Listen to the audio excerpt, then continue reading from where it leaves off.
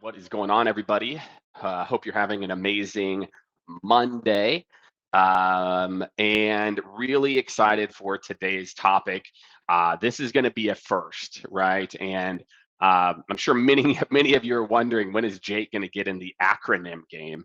I have avoided this literally like the plague forever. And not that I don't love a good acronym. I mean, who doesn't, right? Like they're helpful, they're catchy, they're memorable. Um, but today I'm going to talk about engineering your sales process for speed using intent, and that's NTENT. And there's actually a little Easter egg. There's the I. And I want to talk about this kind of like setting it up, because really what I did is as I wrote the book, Innovative Seller, and again, hopefully all of you have pre-ordered it. As of today, really exciting, the community is live.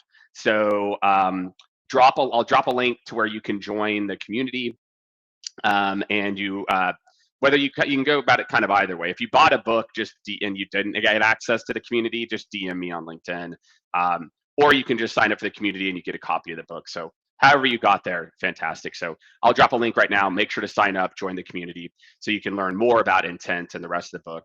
But really, what happened is it's kind of an interesting story. I wrote the entire book.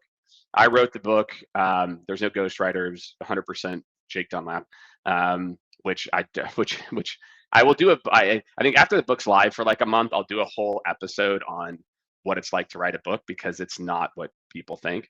Um, but what happened is I finished the book, and I mean, literally, I think we're at like final edits. This is like in the winter, and I'm thinking about teams implementing this. Like, if you know me and you follow my content, like I'm a big fan of like, this is philosophy shit is great, but like, how do I tactically do something about it? And so I'm sitting there and I'm looking at customized sales journey, which is the third C. If you aren't familiar with the four C's, well, one, buy the book and come and check it out. But the third C is customized sales journey, and it talks a lot about how people actually buy, and how do we engineer a sales process that meets where customers are in the process versus starting everyone at the same point. And we've done other lives about that as well too. You can actually find all of this in the Innovative Seller community, which is pretty cool.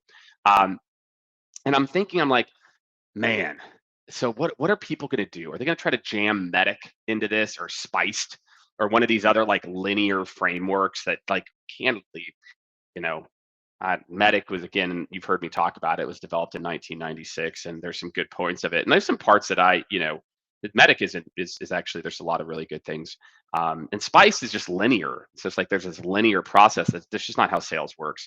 And realized, like, we needed something that actually helped a team to say, hey, if I'm a leader or if I'm a rep, I mean, forget the leader side. If I'm a rep, how do I know if, like, I'm meeting the customer where they're at and giving them a great experience? So instead of looking at this from the sales methodology standpoint, I looked at this from the customer experience standpoint. Intent is built to say, am I providing the right customer experience that could hopefully lead to a deal? Not are they qualified enough? Now, there are some of those details in there that you could say are qualification, but I specifically thought about this as a B2B buyer and said, what would I need to do to move through the process? So let's kick it off, and let's talk about intent. Okay, and then at the end, I'll give you the little Easter egg for I. So what does the first N stand for, right? Which is, it stands for next steps. Okay, next steps are, in today's buying environment, one of the most critical parts of a sales journey. That, for me as a buyer, like, if I have too much stuff going on, so if the sales person isn't going to help to move this process along for me and get me to like help me get to next steps, I'm not going to move forward. I've got other priorities, other things happening, and I don't have time to just, orchestrate everybody in my company to move to the next step. So N is for next steps, and it's a very simple principle, which is, if you want to be in a deal, and as buyers want you to kind of drive next steps, right? So again, we know momentum kills deals. I think more people lose to no decision now than we've probably ever seen before, as well. So N is for next steps. Do you have them or not? Right? And I also tried to make this very, like, I don't know, obvious as a part of this. Okay, the first T. This is where we're going to get a little controversial here. Okay, I looked at these other frameworks, and they talk about the champion. They talk about decision makers. They talk about economic buyers. They talk about whatever, different flavors of that. Um, and then I started to look at how do people buy today, and I'm like, there's no such thing as a decision maker. Like, I mean, you've seen the stats from Gartner and other people. Like, there's like 8 people involved in every decision. And so back in 1996, there usually was like people literally used to buy like the big boss buys something and tells people what to do. Like that used to be like a thing, right? That's just not how people buy. And so I'm like, okay, yeah, there is no decision maker. There's also no singular champion. There's like multiple people that can help you, but any one of them can say no, or any one of them can like help to move you forward if they're an advocate. Um, and so then I'm like, okay, this whole idea of identifying a person is just archaic. Well, what's the alternative? And that's where T is for teams. And that's when I begin like thinking about the buyer experience. I'm like, well, in every deal, there's 2 teams. There's an end user team. There's a group of people that care about the utility that this thing will provide in the day to day. It doesn't have to be software. It's anything B2B. Then there's a team that cares about the impact on the business and ROI. And there's overlap, right? There can be overlap. And in a small deal, the teams might be congealed. But in each deal, each of those things has to happen. The company or whoever is buying has to see that, yes, this is something we're going to get utility in. I believe in this. Let's move forward. This is going to impact our day to day. And they have to say, yes, this is something that's going to impact our business and revenue or bottom line some way. And yes, we'll move forward. And the reality is a company doesn't move through your journey. A team's move through. If the first you meet is an end user team, great. I need to make sure they understand the utility, but then I need to go get this other team. So I might have this team, and in Salesforce, I've got them at stage 3, but the impact and ROI team is still at step 1. So this is, again, as we talk about a customized sales journey, like you need to realize that the deal is still at step 1, even though this end user team is here. And so that's why we use the concept of teams, and teams is the future. This idea of how are we moving these 2 teams specifically through the process. And again, sometimes there's a person who straddles a little bit of both. Okay. E is for education. Okay. Education.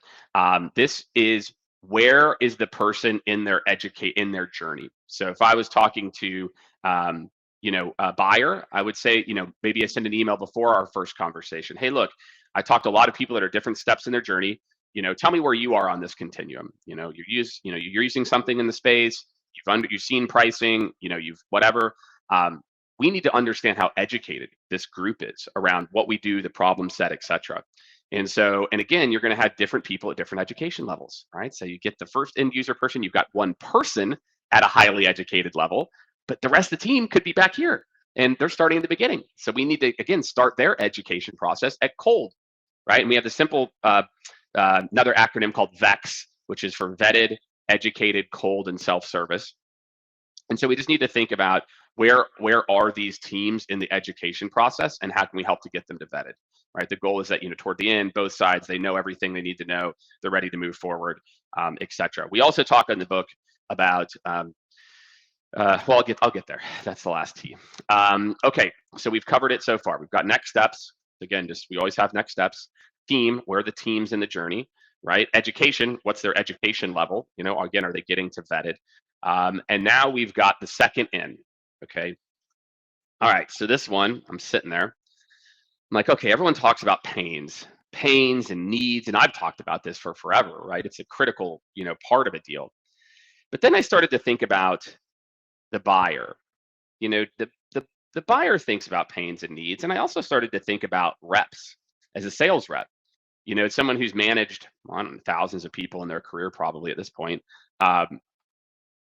If I had one call and I had 10 different reps or even 10 different CROs or VPs listen to it, and I said, hey, tell me what the need or the pain is here, or is this a need or a pain?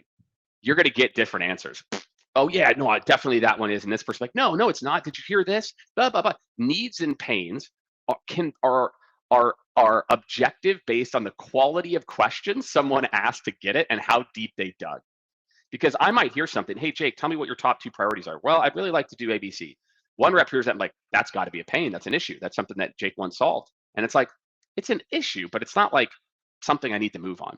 So I'm like, okay, if pains or issues don't really help the buyer because, it can be ambiguous. Like, I'm going to tell you some things that are problems for me, but it doesn't mean it's like, wherever it should be.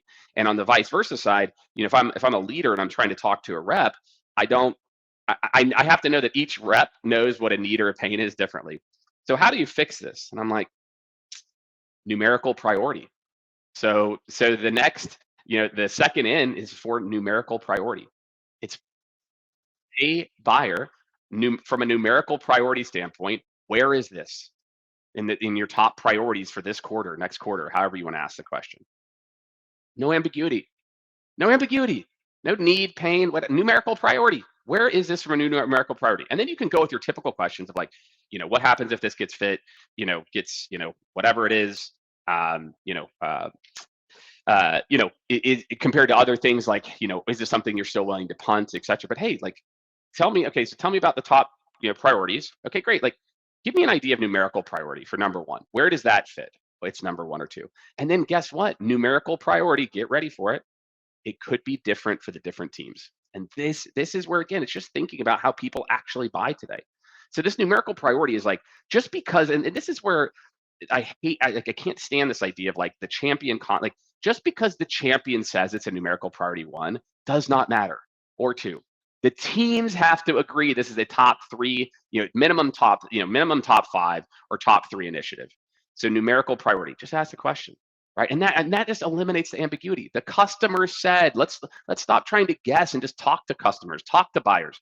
Hey, what's the numerical priority? So if you understand the numerical priority for the teams, they're different. This team might be here, and all that doesn't matter. Hey, for this team, it's a top 10 priority. This one's it's a top two. Hey, we need to get this team to think this is a top two, or we got a problem here, right? Okay, and last but certainly not least, and look, there are like compelling event, right, which is a medic one. I like that concept of compelling event. I went about it a little differently, and for the second T, I started to think about, okay, so now I know what the next steps are. Okay, if I'm in a deal, next steps, we've got that. Boom, feeling good. I know who my teams are. Boom. I know where they're educated, where they're at in their journey. Boom. I know that we're a top numerical priority. Boom. So we're there. The last but certainly not least thing is, well, what does the customer really care about at the end of the day? And that's where we have the last T, which is time to impact. The customer does not care about the signed contract. Your customers do not care about the signed contract. They care about the utility that they are going to derive from whatever it is that they buy from you. And so for all of you out there, as a seller, I think I was very fortunate early on in my career. My first sales experiences, I also had to manage the client relationships. There'd be a certain level that would go to like customer service or success. And so because I had to manage the relationship, I always kind of thought about time to impact. I was always like, okay, well, they're going to buy, but now I got to make sure they get the results and blah, blah, blah. So they renew and all those things. So I kind of was engineered as a seller to think this way. And what I've realized is as we've specialized all these roles, the sales organization is not as focused on time to impact. The reality is that's all your buyer cares about. So if in your proposal process, you're not talking about the time to impact, and it's not just the compelling event, which is like what's happening in the business to have this happen, but really it's like, when do they need to see impact? And really just being like, why? Okay, like, well, what happens if that pushes? And I think this is the part where other methodologies touch on this. So kudos to them. But it's this holistic intent, right? Which is, okay, in today's environment, people are more disjointed. We got to drive next steps. Teams. There's not this stupid idea of one person, one person, one person. There's teams of people.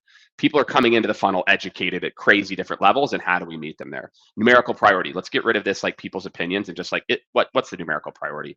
And then when do they need to see it? So imagine a proposal you put together. You've been driving next steps. You've got this aligned on the priorities for each team. You talk about the time to impact.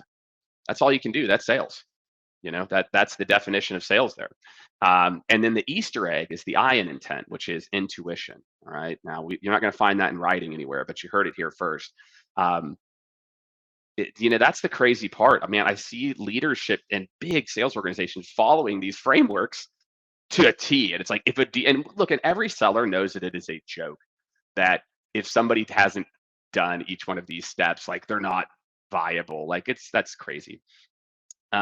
Intuition. Hey, Jake, what do you think? Like, where's your feeling out of this deal? So we've got this framework, but then, hey, where are we feeling about it? So that's what, again, if you want to go deeper here, obviously I'm, dropping links here as well. Join the community. Really excited to have you launching today. You can see my welcome video in there as well. And, I'm just really excited for the next part of this journey. And please share the book. Please, share it. We're really trying to drive big, kind of pre-sale numbers here to really get the word out. Writing a book is a labor of love more than it is a financial exercise, for anybody interested. And I really do, if you follow my content, I'm passionate about the future of sales and where we're headed. And that's why I wrote the book. Is I really feel like we need a new operating system for how we build and scale sales teams, methodologies, and technology. And that's what the book does. And whether you're a rep, it's going to be lots of tactical takeaways, or if you're a senior sales leader or CEO, there's plenty there. So make sure join the community. Also, March 26th, mark your calendars. I think it's 1 to 4 Central, our Innovative Seller Summit. So finishing up the lineup, I'll have more to report on that this week, but we've got some pretty amazing speakers talking about these principles, what's next for sales as well. So intent, go forth. I'll drop some links where you can learn more. Again, if you haven't pre-ordered the book, make sure to pre-order the book so you can learn more in the community. And then look, the first C is around commitment to AI and technology proficiency. And we've developed some really cool AI products that can help you to get up to speed. If you're somebody who's like, Jake, I know I need to spend more time with it. We've got these workshops, and that's where I would tell people to start. It's like an hour and a half, or if you're a leader, there's a 3-hour version. But sign up for that. Sign up for it, like start to get educated, invest in yourself. And then we've got these custom GPTs that will really help you to kind of take it to the next level that you can sign up for after. And if you sign up for the custom GPTs, we'll find a way to get you in the workshop too. So that's what's up, everyone. Intent, right? Get ready. This is the beginning. You're going to hear about this a lot because it is such a better option than what's out there. It's so much more realistic to how people buy today, and also very much, the beautiful part here is with all these other methodologies and acronyms, would you share them with the customer? That was my big qualifier. I said, if somebody knew they were getting medicked, I don't think they'd be happy. If they knew they were getting spiced or bant, I don't think they'd be happy. But intent, it's like next steps. Cool. Yeah, I'm about that. Cool. Next up is, again, like team. Yeah, great. Who's on the team, etc. Who am I going to need to get on board? Yeah, I'm good with that. Education. Yeah. Hey, I want to meet you where you're at. I love all that. Numerical priority. Great. Cool. Like, here's where it is. And then time to impact. Great. That's me. That's what I need. That's what I care about. So intent is really the only one you could copy and paste and say, hey, here's our process that we know like is going to help both sides. What do you think? And the buyer would be like, great, I love it. Let's work toward it. If it makes sense. If not, let's part ways. So that's intent, everyone. Go forth, and join the community, and we'll be having some conversations over there today. So thanks, everyone. Appreciate you. Have a great rest of your week. I will not be on our AI Unleashed series on Wednesday, but we've got some fun stuff planned. So make sure to go check it out if you're not already. Thanks, everyone. Have a great rest of your week.